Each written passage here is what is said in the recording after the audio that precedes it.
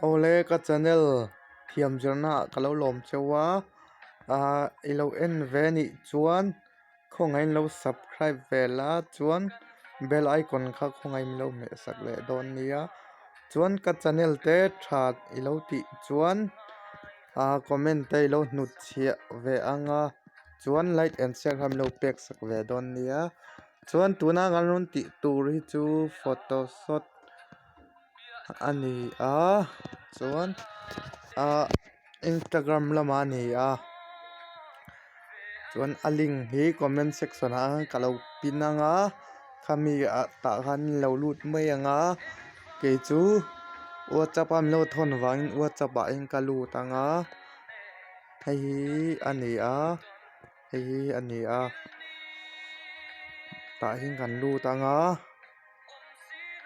Instagram ma kan lu tanga chuan hei first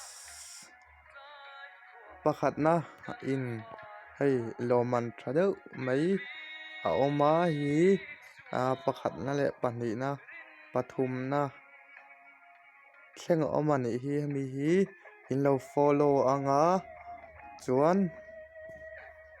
paisa tam tak kha in lo hlawh dawn nia hmeichhe tan le mipa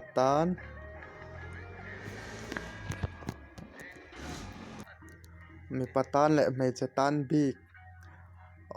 chuan lawman tam tham tak i dong dawn nia ole ka channel i lo view le awang ka lawma i ka channel hi lo share dar ang che in zawai chunga ka lawm e